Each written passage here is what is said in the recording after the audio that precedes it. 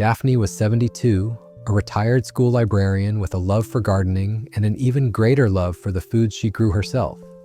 Her kitchen counter was always a burst of colors, bright carrots, crisp cucumbers, and her favorite, deep crimson beets she'd pulled from the soil just hours before. She swore by them, claiming they kept her heart strong and her mind sharp. Every morning she'd slice one open, marvel at the ruby rings, and toss it into her juicer with a proud smile. It was her little ritual, one that made her feel in control of her health. But one afternoon, after a long walk in the garden, she felt an ache in her lower back, a sharp, nagging discomfort that wouldn't fade. At first, she blamed it on bending over too much while weeding. Then, a few days later, the pain returned, stronger this time, enough to make her wince as she climbed the stairs. Her daughter insisted she see a doctor.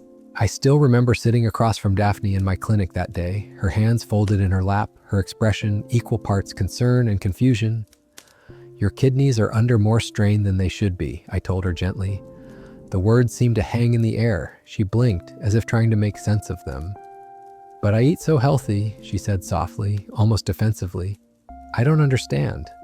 I could hear the fear in her voice, the kind that comes when your body, the one you've taken care of for decades, suddenly feels like it's turned against you. I asked her about her diet, and her eyes brightened as she described her daily beet juice, how it gave her energy and kept her skin glowing. But as she spoke, I began to see the picture forming, not of someone careless with her health, but of someone who, out of love for her body, had unknowingly been pushing it too far in one direction. I explained how even the purest foods, eaten the wrong way or in the wrong amounts, could create silent problems over time. She sat quietly, her gaze dropping to her hands.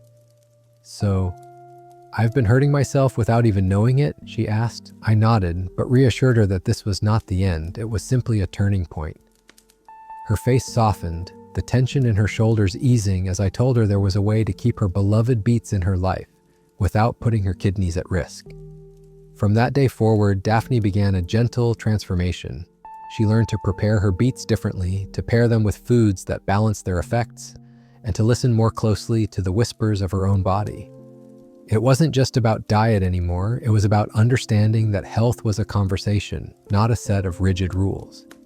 I watched as she grew not only healthier, but more confident in the choices she made, more connected to her own well-being than ever before.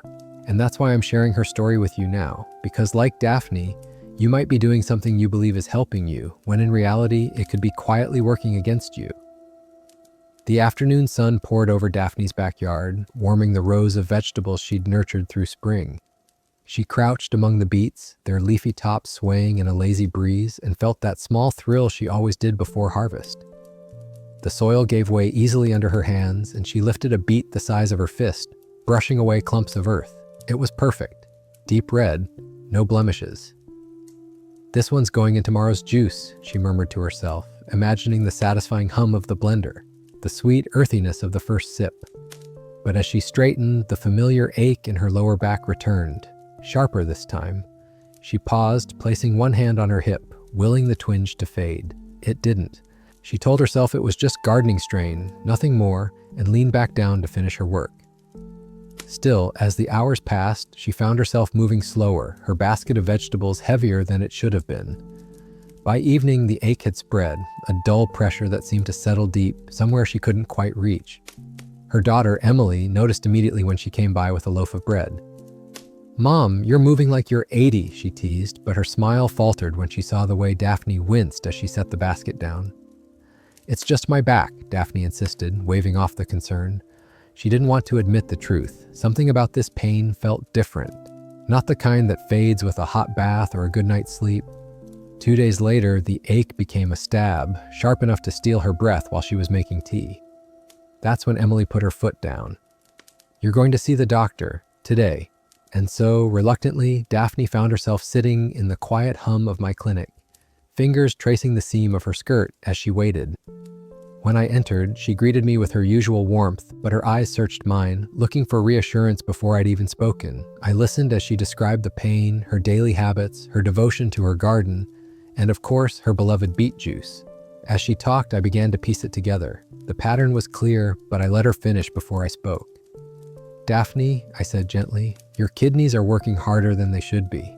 She blinked, frowning as if I'd just told her the sky was green. "But I eat healthy," she replied, her voice catching just slightly. "That's the thing," I said, leaning forward so she could hear the weight in my voice. "Even the healthiest foods can cause trouble if they're eaten in certain ways. Beets, especially when eaten raw every day in large amounts, can build up oxalates in your body. Over time, that can lead to kidney strain or even stones." She stared at me for a long moment, her mind working through this new truth. "You're telling me the thing I thought was keeping me strong is hurting me?" There was no anger in her voice, just the quiet disbelief of someone whose trust had been shaken. I nodded slowly, explaining that it wasn't about giving up beets forever, but about balance, preparation, and pairing them with the right foods. For a moment, her gaze drifted toward the window, where the late light was spilling in like melted gold. "I've been so careful all these years," she whispered. "I thought I was doing it right." Emily reached over, resting her hand on her mother's arm. "You'll still have your beets," she said softly. "We just have to figure out a better way."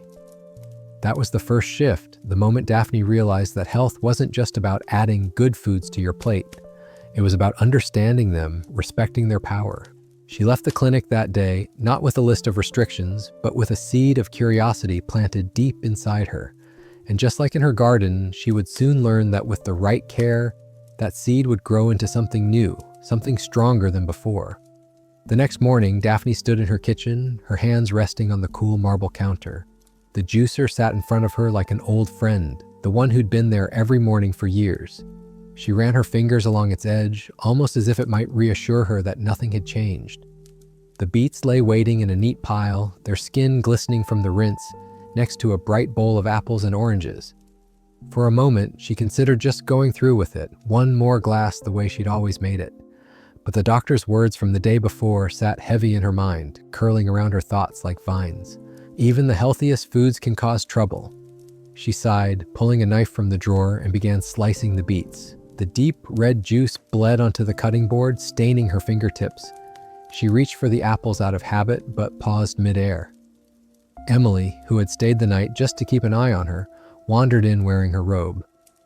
"Making your juice?" she asked, though she already knew the answer. Daphne nodded, but didn't move to add the fruit. "Doctor said pairing beets with sweet fruit could spike blood sugar," she murmured, as if saying it aloud might help her believe it. Emily leaned on the counter. "So, what's the alternative?" It was a fair question. The truth was, Daphne didn't know. The idea of beet juice without its sweet companions felt foreign, almost wrong. She'd always thought the apples balanced the earthiness, made it more pleasant to drink, but now she saw them differently, little sugar bombs wrapped in healthy skin. She pulled open the fridge and scanned the shelves. A lonely cucumber sat in the crisper, alongside a small piece of ginger. "What about this?" she said, holding them up. Emily wrinkled her nose. "Cucumber and beet? That's different." "Maybe different is what I need," Daphne replied, her tone carrying more determination than she felt. She chopped the cucumber, added a thumb of ginger, and fed them into the juicer with the beets. The machine whirred to life, a familiar sound that felt oddly comforting. Soon, a deep ruby liquid poured into the glass, though its aroma was softer, tinged with the freshness of cucumber. She took a sip. It wasn't the sweet burst she was used to, but the ginger gave it warmth, the cucumber a clean edge. It was refreshing, not better, not worse, just new. She held the glass in her hands, feeling the cool weight of it, and realized this small change wasn't the loss she feared. It was a door opening to something else. Later that day, she went for a short walk around the block. The ache in her back hadn't disappeared, but it didn't throb the way it had before. Maybe it was too soon for changes to show, but she let herself imagine that her kidneys were already breathing a little easier. That evening, she called her sister, Lorraine, who lived 2 towns over. "Guess what I made today?" Daphne began, telling her about the new juice combination. Lorraine laughed softly. "You? Trying cucumber juice? That's a twist." "It's not bad," Daphne said. "Actually, it's kinda nice." She hesitated before adding, "I think I might have been overdoing the fruit all these years." Lorraine's voice softened. "We all have our blind spots, Daph. Sometimes we just need a little nudge to see them." That night, lying in bed, Daphne thought about how small habits can carry big consequences. How one extra apple here, one more orange there, could quietly push the body in the wrong direction. She wasn't angry with herself anymore. Instead, she felt an odd sense of relief, as if she'd just taken her first step off a path she hadn't realized was leading somewhere she didn't want to go.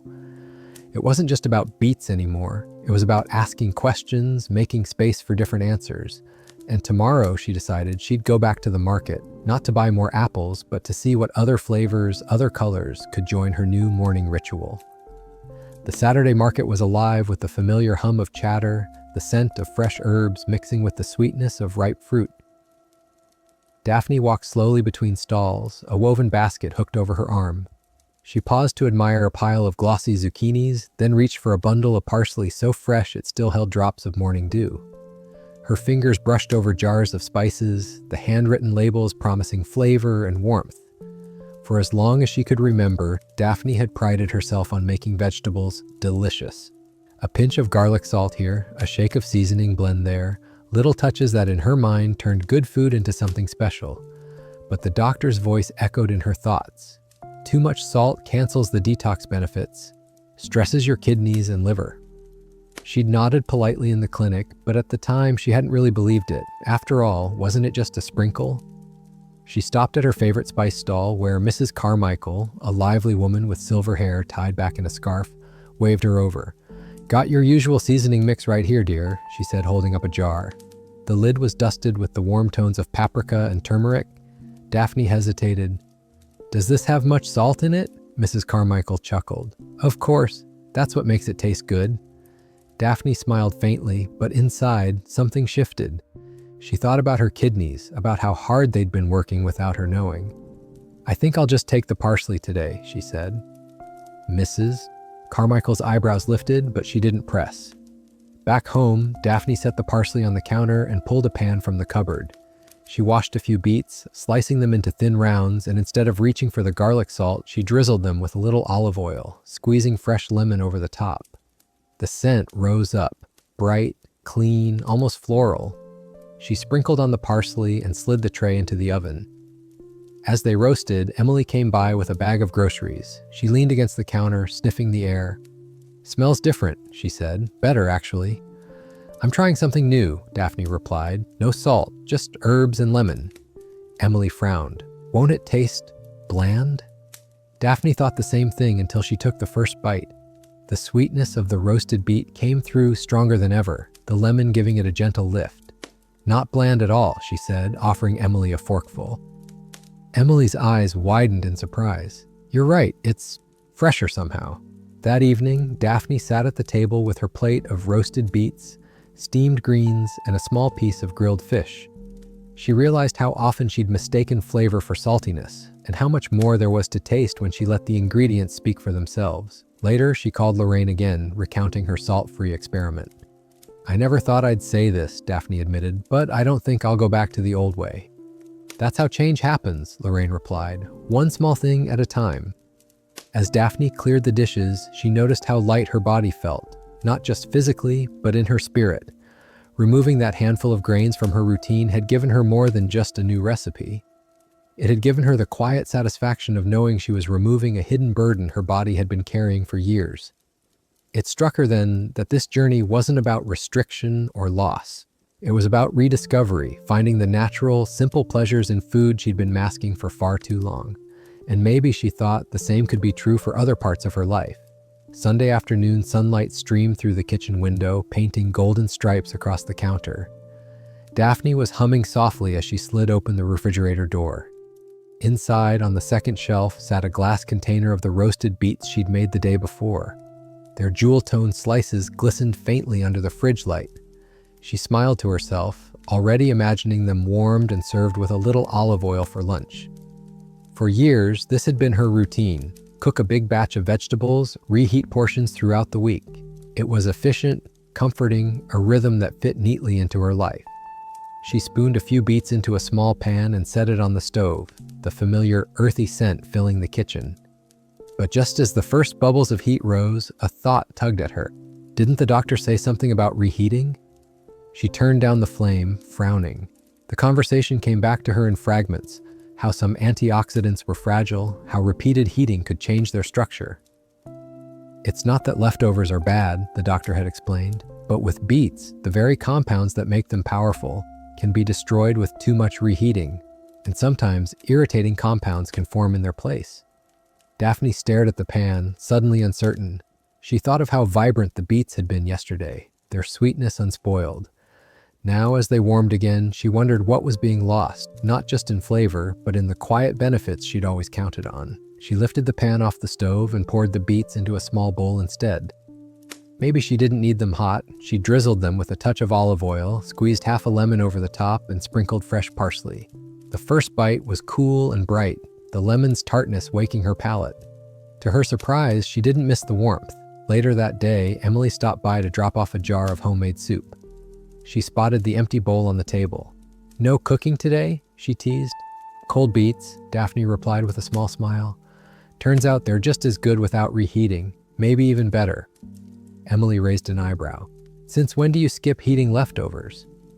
"Since I realized not everything needs to be exactly the way I've always done it," Daphne said, her voice carrying more meaning than the words alone. She was starting to understand that habits, even the harmless ones, sometimes needed a little shaking up. That evening, she decided to adjust her cooking entirely. Instead of making large batches, she'd prepare smaller portions, just enough for a day or two, so she could enjoy her beets fresh without the temptation of constant reheating. It felt like a small concession, but also a small victory. Before bed, she jotted down in her little kitchen notebook, "Cook less, more often."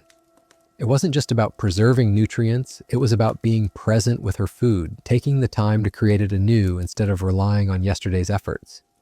And as she slipped under the covers, Daphne realized that these tiny choices were adding up. Less sugar in her juice, less salt in her cooking, and now, less reheating.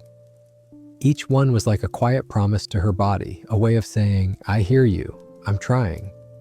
Tuesday morning found Daphne at her kitchen sink, sleeves rolled up, a small pile of beets waiting in the colander. The water ran warm over her hands as she scrubbed away the thin layer of soil clinging to the skins. It was a ritual she'd done thousands of times before. Wash, peel, slice. She'd always peeled them without a second thought, watching the deep red spirals fall into the compost bin, certain they were nothing but scraps. But as she reached for the peeler, she remembered something I had mentioned in the clinic, almost in passing. The peel holds valuable fiber and antioxidants. If it's clean, you can eat it. At the time, it had barely registered. Now, with the smooth, glistening skins in her hands, she hesitated. Emily, who had popped by to borrow a baking dish, leaned in from the doorway. "Why are you staring at those beets like they just told you a secret?" "Maybe they did," Daphne replied with a small smile. "I've been peeling away the very thing that makes them stronger." She decided to try something new. Instead of peeling, she scrubbed the skins gently with a brush until they shone. She sliced them into wedges, the peel giving them a rustic look she rather liked. Into the steamer they went, the gentle hiss filling the kitchen. 10 minutes later, she lifted the lid and was surprised by the aroma, earthier, fuller somehow. She plated the beets alongside a handful of arugula and a drizzle of olive oil. The first bite caught her off guard. The peel gave a slight chewiness, a subtle resistance that balanced the beet's softness. And there was a depth to the flavor she hadn't tasted before, something more grounded, almost wild. Emily took a forkful, raising her eyebrows. "It's different, in a good way." "It feels honest," Daphne said, almost to herself, "like I'm eating the whole story, not just the easy parts." Later that week, she told Lorraine about her little discovery. Lorraine laughed. "You've been throwing away the best part all these years? Daph, that's like peeling an apple and tossing the skin." Daphne smiled, but her mind drifted. How many other things in life had she skimmed the surface of, tossing aside what seemed unnecessary, never realizing the value it carried? This journey, she realized, wasn't just about beets, it was about paying attention. That night, she made a small vow. No more thoughtless discarding, in the kitchen or elsewhere. Every part deserved a second look, a bit of respect. And maybe, she thought as she rinsed her plate, that was the lesson she'd needed all along, to see the whole of things, even when the surface didn't seem important. It was a bright Thursday afternoon, and Daphne had invited her friend Margaret over for lunch. The table was set simply, a small vase of marigolds from the garden, 2 linen napkins folded neatly, and in the center a plate of roasted beets, their skins still on and glistening with a light coat of olive oil. Beside them sat a block of soft goat cheese, creamy and white, waiting to be sliced. Margaret smiled as she sat down.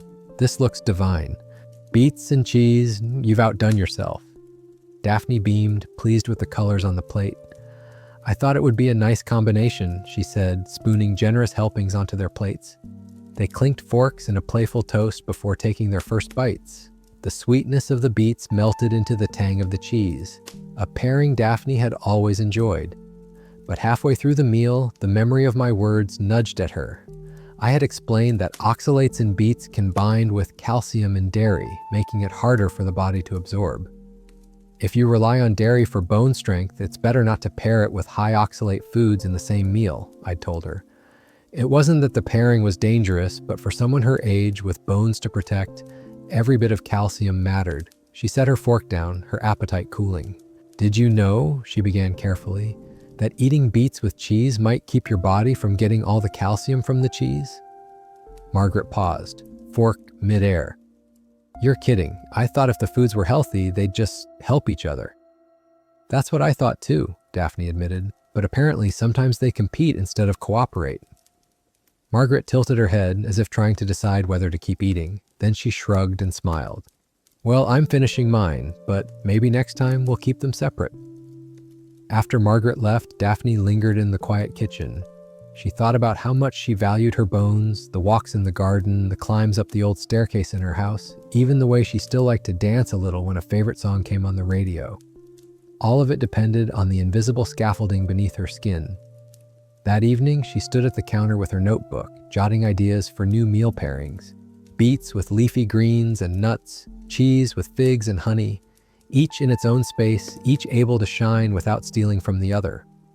As she wrote, she realized something. Her younger self might have dismissed all these adjustments as fussy, unnecessary details, but now they felt like small acts of respect for her food, for her body, for the years she still wanted to live well.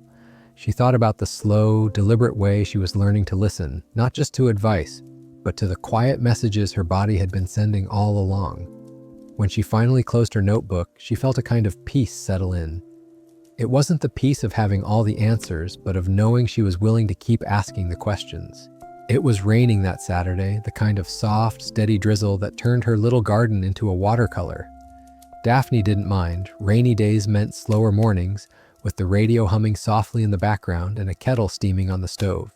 She wandered into the pantry, scanning the shelves for something to go with her toast. Her eyes landed on a jar of pickled beets, their deep red slices floating in syrupy brine.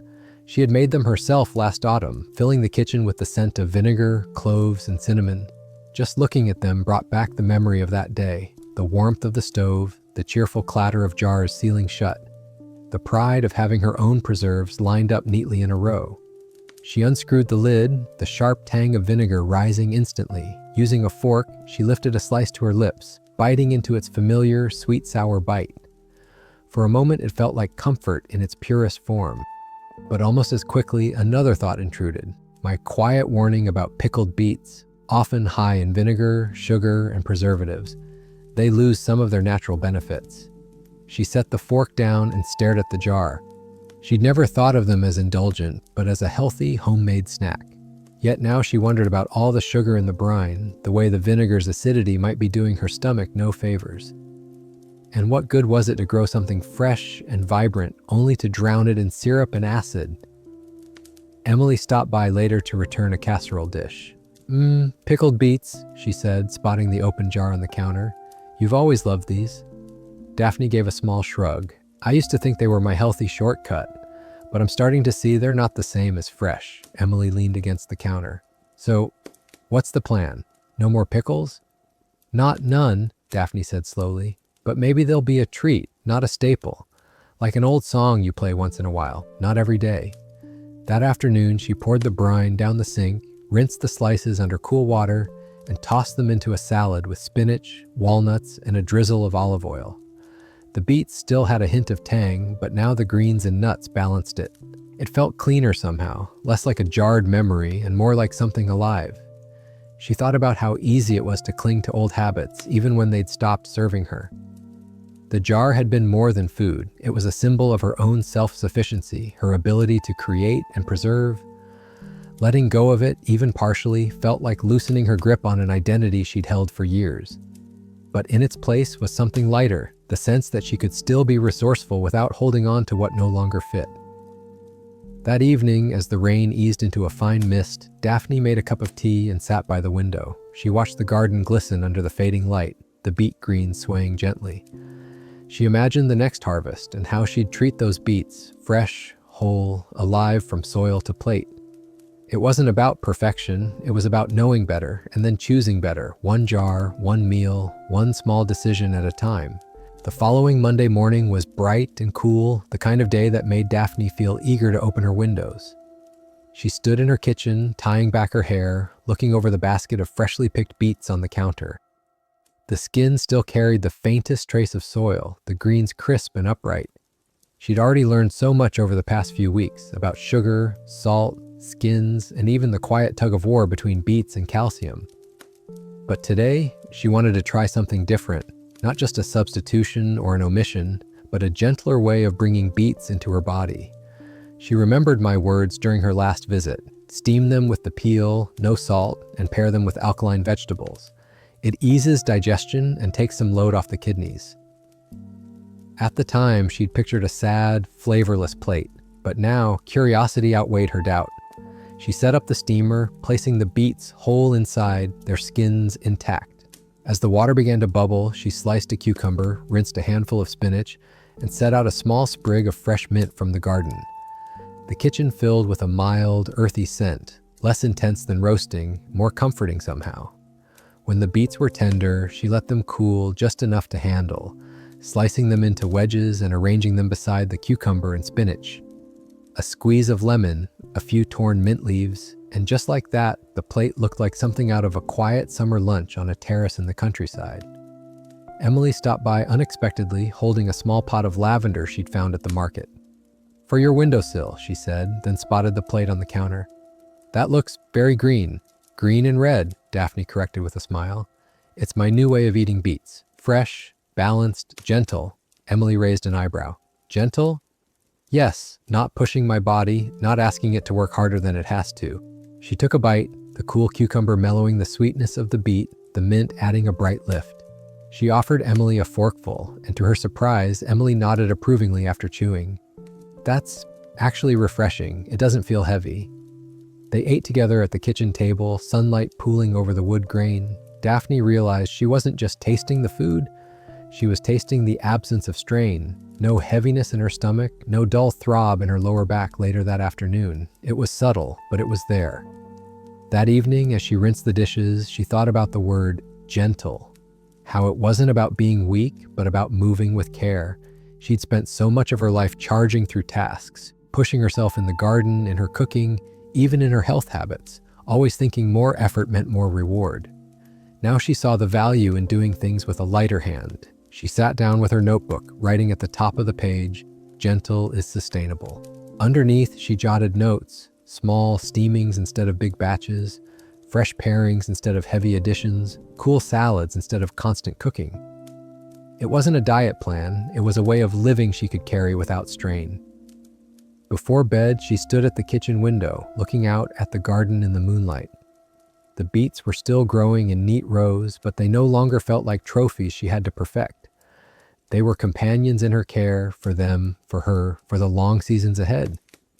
It was early Friday, the kind of morning when the house still felt half asleep. Daphne padded into the kitchen in her slippers, her robe trailing behind her. The air was cool and quiet, except for the faint tick of the clock above the pantry door. She reached for the beets she'd steamed the night before, cutting them into chunks for her morning juice. The routine had become familiar again, not the old way with sweet fruits and heavy seasoning, but the new, balanced approach she'd been building. This time, she paired the beets with cucumber and a squeeze of lemon, letting the juicer hum softly as the ruby liquid poured into her glass. She liked starting her mornings this way, a little ceremony before the day began. She sat by the window with her drink, watching sunlight slowly spill across the garden. But halfway through the glass, she noticed a faint queasiness in her stomach. It was nothing alarming, just a dull twist that made her shift in her seat. She sipped again, slower this time, but the feeling lingered, a heaviness that seemed out of place for something so light and clean. By mid-morning, she felt oddly drained, as if the juice had stolen more energy than it had given. She made a cup of chamomile tea and sat in the living room, the thought creeping in. Maybe it's because I haven't eaten yet.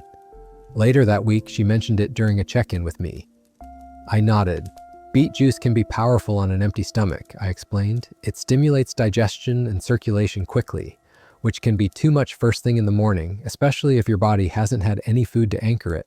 That sudden hit of natural nitrates and acids can make some people lightheaded or tired. Daphne tilted her head, letting that settle. So it's not that the juice is bad, it's just the timing? Exactly, I said. Pair it with a little something, a piece of whole grain toast, some nuts, and you might feel the difference.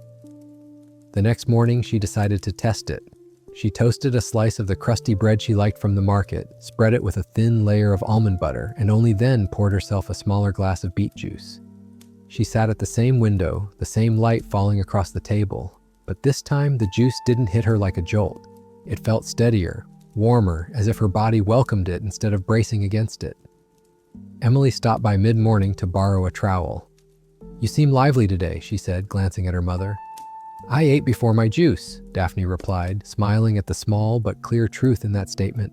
"Turns out timing matters as much as the recipe," Emily laughed. "So all this time, your breakfast was just missing breakfast." That day, Daphne realized how often she'd measured her health choices only by what she consumed, not when or how. Timing, she saw now, was another form of care, not unlike watering her garden in the early morning instead of the harsh noon sun. It wasn't about more or less, but about meeting her body at the right moment. That evening, she wrote in her notebook, "Food is not just fuel, it's rhythm."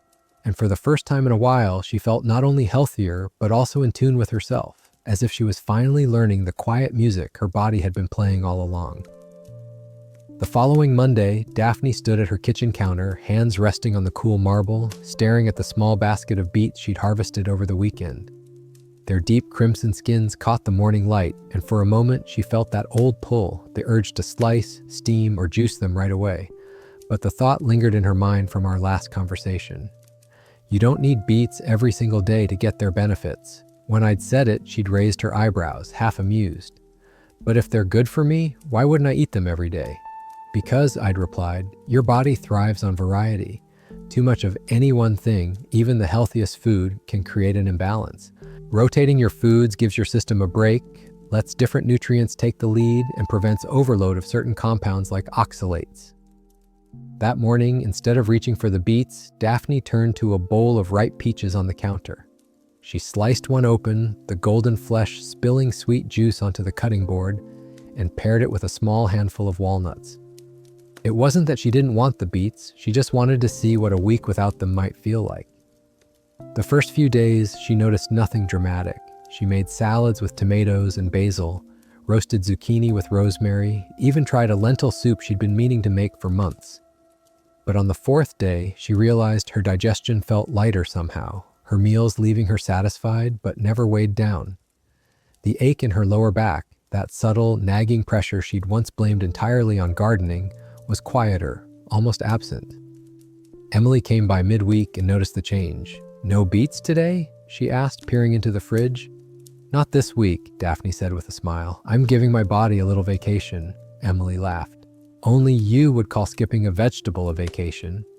But Daphne could feel the truth of it. Every day she skipped the beets, she found herself exploring new flavors. Roasted peppers drizzled with balsamic, crisp fennel sliced into salads, a pilaf made with herbs she hadn't used in years. It wasn't about replacing the beets with something better. It was about widening the table, making space for more. On Sunday, she finally returned to them. She steamed just two, sliced them into a salad with arugula, cucumber, and a sprinkle of sunflower seeds. The first bite tasted almost new again, the earthiness richer, the sweetness more vivid. It was as if the short absence had sharpened her senses. She thought about the garden outside, how she rotated her crops each season, so the soil could replenish itself, so pests wouldn't take hold. Why should her body be any different? Variety wasn't just interesting, it was restorative. That evening, she wrote in her notebook, "Absence isn't loss. Sometimes it's a gift." She knew she'd keep beets in her life, but now they'd be part of a wider, gentler rhythm. Not every day, not all at once, just enough to nourish without overwhelm. And maybe, she thought as she rinsed her plate, that was the quiet truth she'd been learning all along, that health wasn't built in grand, unchanging rituals, but in the willingness to let those rituals shift when the body asks for something different. Daphne's journey began with a simple truth she thought she knew, that beets were her steady allies, her daily promise to stay strong and healthy. But along the way, she learned that even the best intentions can carry hidden costs if they're never questioned. The backache that first sent her to the doctor became more than a symptom. It was a turning point. She discovered how small shifts, less sugar in her juice, lighter seasoning, keeping the skins, adjusting when and how she ate beets, and even stepping away from them for a while, could transform not only how her body felt, but how she approached food altogether. It was never about giving up what she loved. It was about loving it in a way that loved her back. In her kitchen, each choice became an act of quiet respect for her body, for the food she grew, and for the years she still wanted to live with energy and grace. And somewhere between steaming smaller batches and pairing beets with gentler companions, Daphne began to feel lighter, steadier, more in tune with herself than she had in years. Her story is a reminder that health isn't about perfection or rigid rules. It's about listening, noticing when a habit lifts you up and when it starts to weigh you down. It's about giving your body the variety, timing, and care it quietly asks for. So maybe the next time you stand in your kitchen, knife in hand, you'll pause for a moment. You'll ask not just, is this good for me, but is this good for me today? Because in the end, the most nourishing choice you can make is the one that meets you where you are, gently and with love.